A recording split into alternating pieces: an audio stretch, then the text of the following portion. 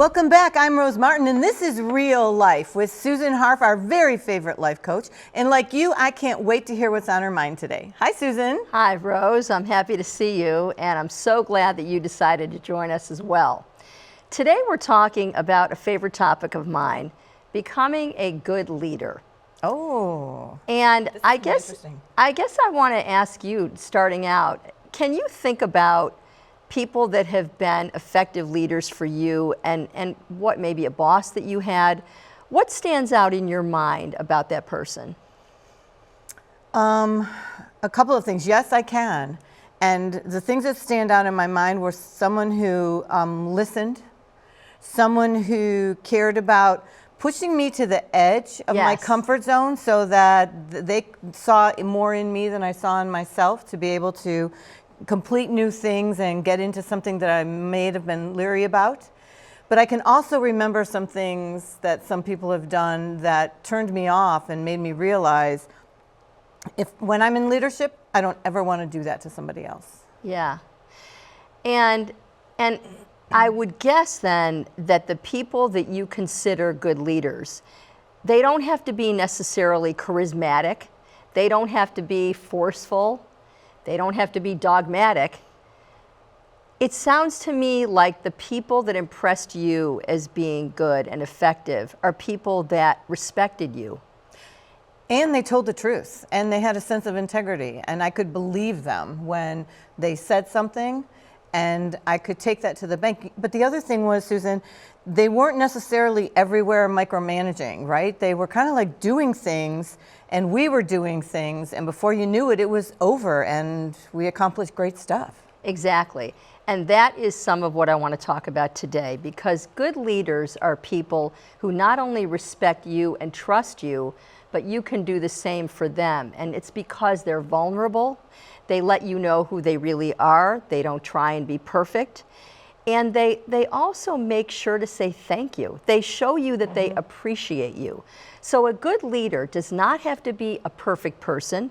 It doesn't have to be somebody who knows it all. In fact, that's the kind of person who you said you absolutely don't want to be led by, is somebody who is just really looking out for what you're going to do wrong and pointing it out, instead of somebody who is going to let you be who you really are. So in thinking about those characteristics, I want to talk about some belief systems and some things that I've noticed about good leaders. Also some things that I've read and studied. So one of the things that I want to start out with is talking about the fact that good leaders care about their own character. They examine who they are and how they lead before they decide what they're looking for in others and if they're going to find it in others. Do you think they also are constantly reevaluating along the way, or is this like a one and done? I think that somebody who's a good leader is willing to assess how they're doing. And they do that, frankly, by asking people how they're doing. They ask for feedback. One of the things that comes to my mind about character and about thinking about your own character prior to worrying about everybody else's that you're leading and working with is a story that happened to me. It has to do with my child when he was very young. But I can apply this very much to people that that I have been a leader of, that I've been their boss or bosses of mine. So it was his birthday party. He was 3 years old. And of course, we're at the part where he's getting the gifts. And of course, he's very excited about that part. And he's opening up the gifts one after another. And now it's coming to the end, and he wants to play with the toys. Sure. And so we figured that would happen. And so we gave the kids time to sort of hang out before we went to the next activity. So he's playing with his toys. And there was plenty of other things to do for everybody else. But now the other children start asking him to play with the toy that they just gave him. So they're grabbing it from him. And he starts grabbing it back. And now we're start to move into, like, I'm thinking a tantrum's going to happen here. And by the way, all the parents of these children are there too. So My child says, no, I want that. That's mine. You gave that to me. And the first thing that I'm thinking about is, oh gosh, what do these people think about me? Look at the way my child is acting right now, and I don't like it. And I got to stop this. That's what's happening in my head. And it's his birthday, so It's I've his got to be birthday. nice. Yeah. Well, I wasn't thinking I had to be nice. At Okay. that point, I'm thinking, it's his birthday. Why can't he behave? Okay. That's where I was. And so I said, honey, Johnny gave you that toy, and wasn't it nice of him? And you let him play with it. No, I don't want to. I don't want to give it back to him. That's my toy. Well, we started having like this interaction, and I start getting, I am now at that point very anxious, because I'm thinking these parents are judging me. And what do I do for a living, by the way, you know? So it was all wrong. It was all bad.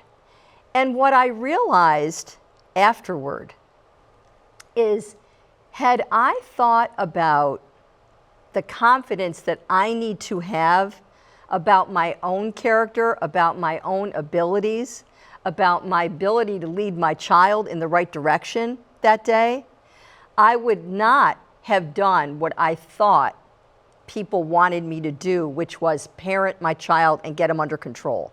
What would you have done? What I would have done is I would have allowed him to play with the toys, redirected the other children to play with the other things that we had available.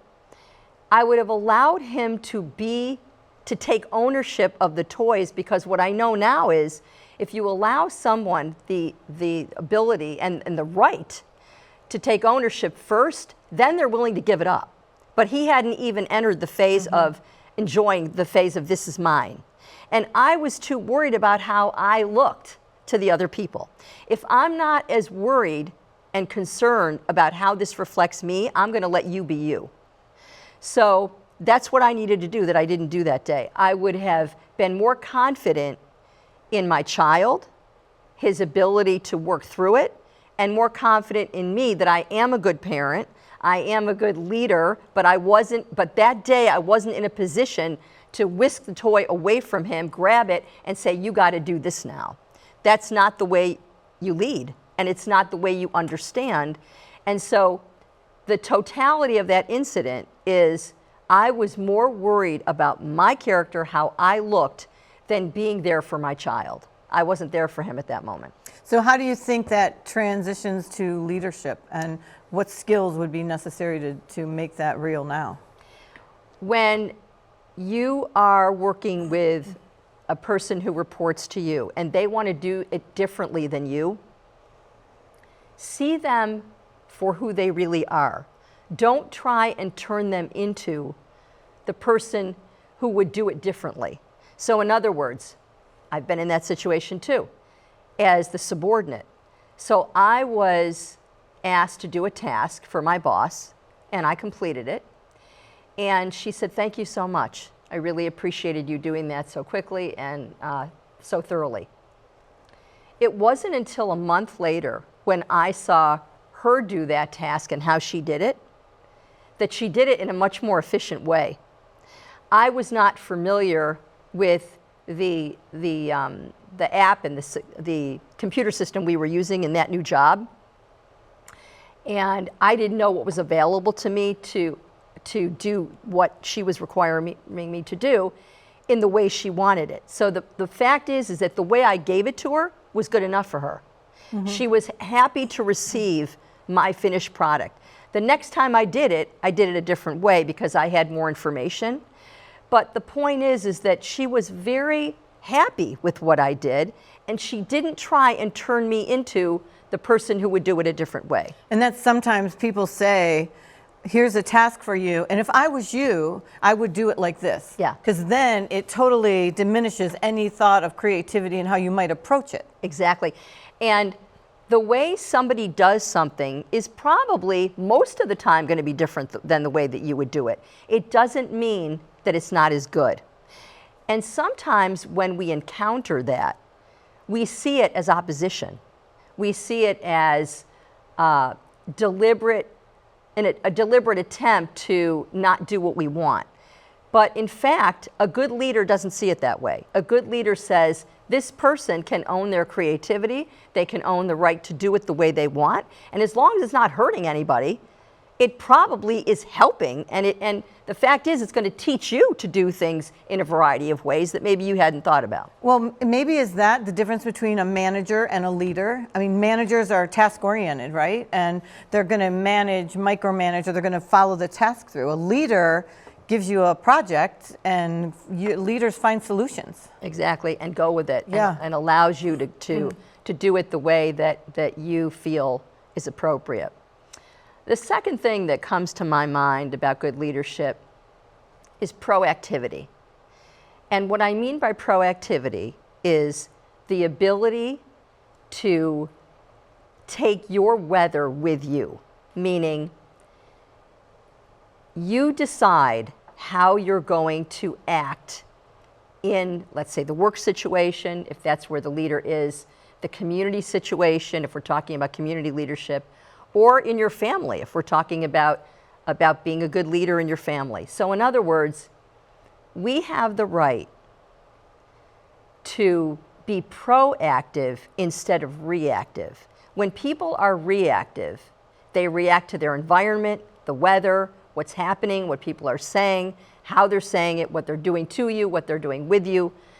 That is not the purview of the good leader. The good leader says, I have a right to react the way I deem appropriate. And I don't need to be influenced by somebody else's actions. Well, but sometimes do you need to temper those reactions, because you don't want leaders who are just flying off the handle at everything and therefore, denigrating or diminishing their workforce. That's if they're exactly just right. reacting, I think there has to be some kind of a filter there. Well, what I'm saying is that being reactive gets you nowhere, and being proactive Okay. will, in fact, create more harmony and more acceptance. So I'm going to give you an extreme example of proactivity. Viktor Frankl is somebody that I've studied. He was a psychologist who was captured by the Nazis in Nazi Germany, and he was in a concentration camp. He was in the most of horrific situations. He witnessed all of the members, except his sister, of his family perish. Some of them were marched into the death chambers, and others he saw shot. So this is somebody who experienced horror. Right. I think about Viktor Frankl when people tell me, I had to react that way. They made me. I had to. They brought out the worst in me. I think about Viktor Frankl because here's what he did. One day, he was sitting in a cell, naked, no clothes, freezing, no food. He was by himself. And he really thought he was at the end of his life. He said, I can't take this anymore. I don't know that I can bear one day. And he also said to himself, what would help me get through the next minute? What could I do anything at all? And he realized at that moment there was only one thing that the Nazis had not taken from him, because they took away everything. They took away his family. They took away the climate. They took away his food. They took away everything that he needed for sustenance.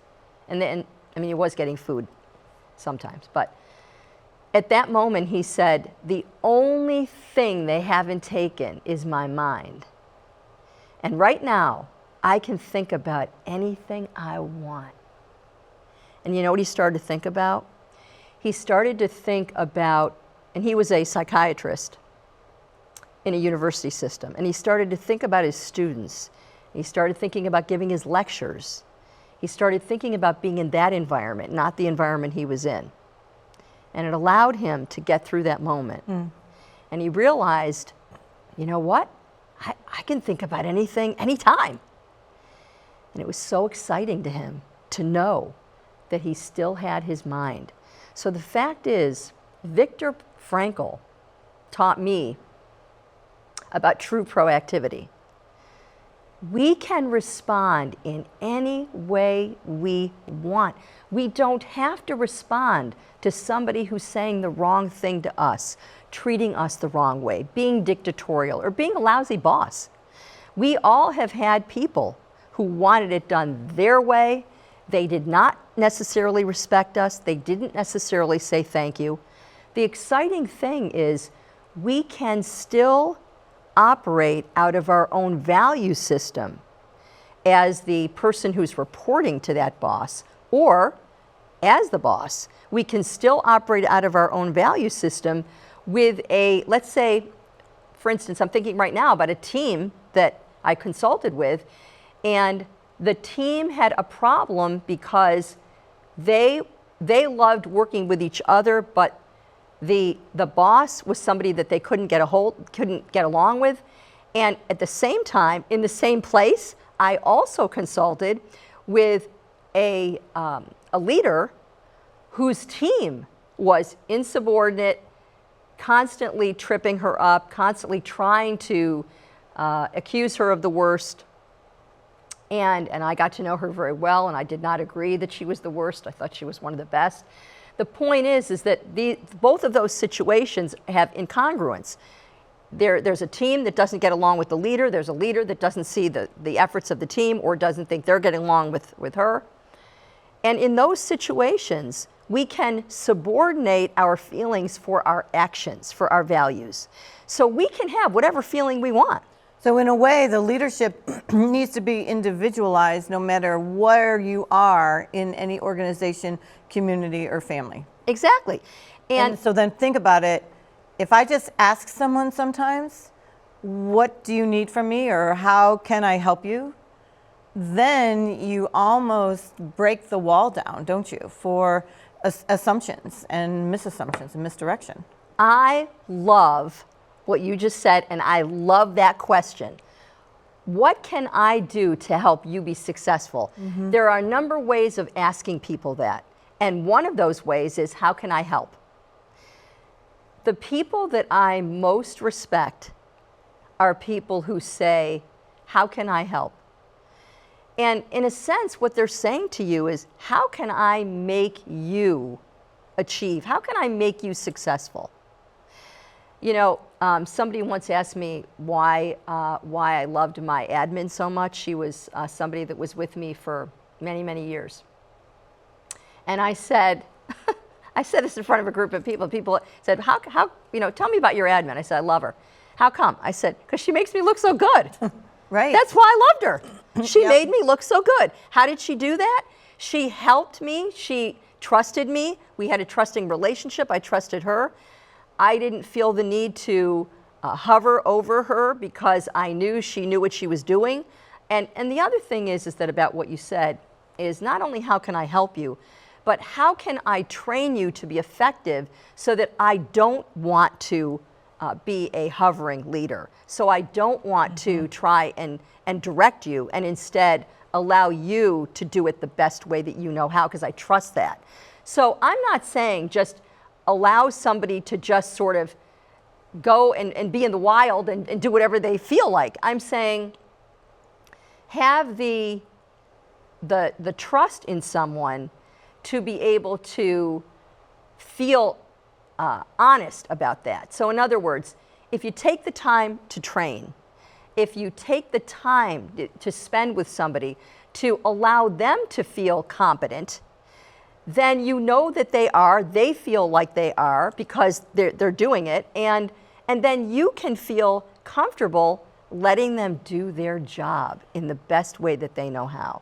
Don't you think it's important that you also, in doing that you have an open dialogue and you let people express their thoughts and opinions, Exactly. And even if you disagree with them, you don't come out right away being defensive and telling them why they're wrong Exactly. or things that need to happen. Exactly, and one of the ways to do that is something else that makes an effective leader.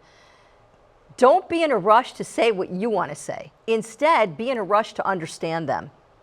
So ask those questions. So if someone says to you, this is how I view it, actively listen to them. So what you're saying to me is, you believe that this is a project that takes more time.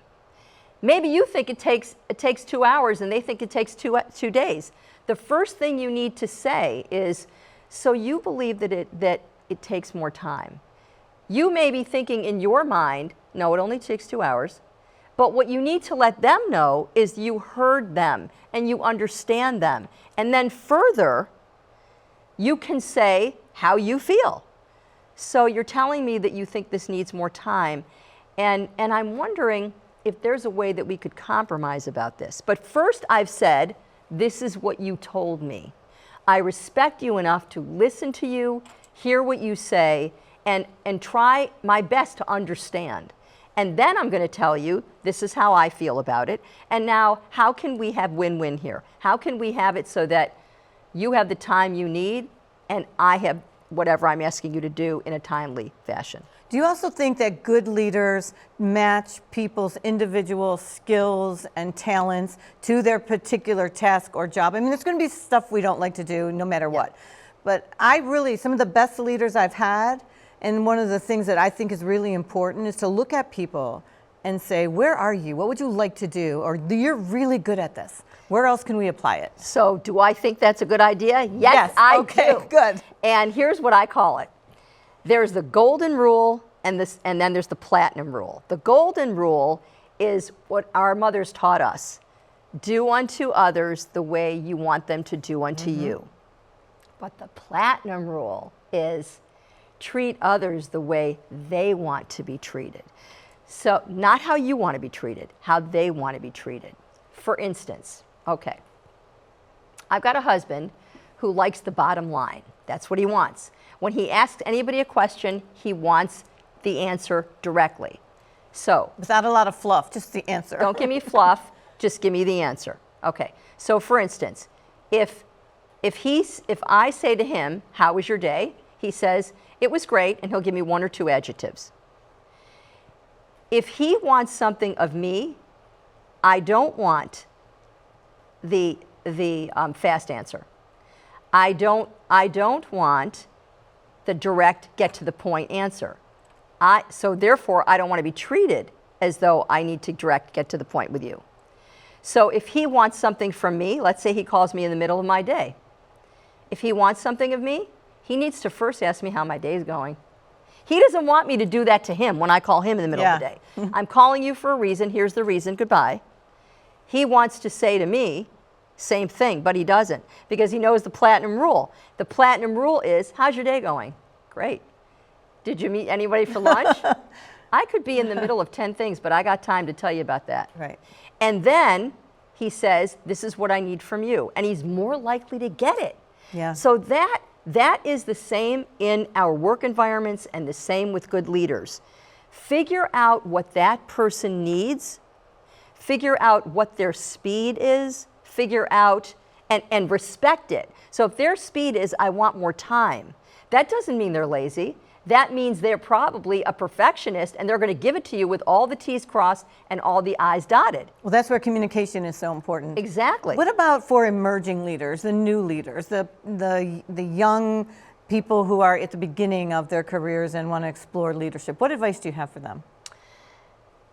The first piece of advice I have is be confident in your own abilities. Don't try and be somebody else. It doesn't work. And when you're trying to be something that you're not, people know it, and they're not impressed by that. Number two, allow yourself to be vulnerable. Be who you, not just be who you really are, but allow people to know that you're not perfect and be comfortable not being perfect with them. That will only make people trust you more.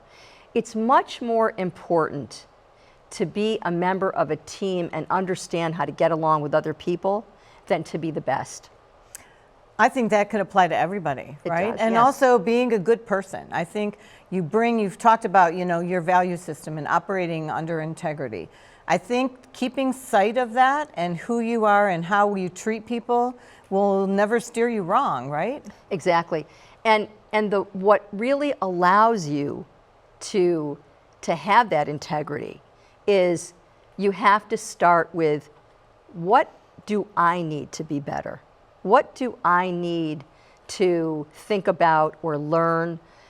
Whenever we are trying to instead point the finger at somebody else and what they're doing wrong, we're going in the wrong direction. Because if we can play our role to the very best of our ability, then we're being a good leader. Can you think of one thing you asked me when we started about what I've learned from a great leader? What's one thing you learned from a great leader that you've taken all the way through your life and through your leadership and your speeches and stuff, coaching? To be comfortable being vulnerable, being who I truly am, and not needing to be perfect, and just being very real about that.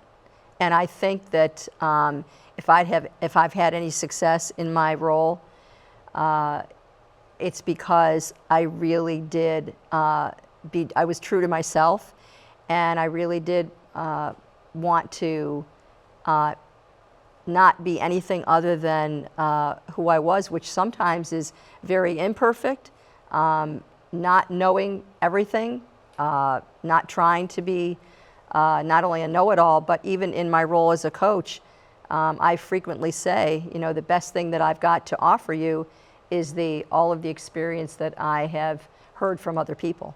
And I think, when we bring humor into something and we absolutely. can laugh at ourselves and we can create an environment that's joyful and happy and make other people feel confident in what they do, then aren't we all really showing ourselves the leadership for each other and for the task at hand? Yes, and I love that. That's exactly what we're doing. Yeah. Susan, again, we could go on and on to talk about this. I certainly love this topic. And I think we've got a lot of good takeaways for how to be a leader, a successful leader, and how to help others. Thank you.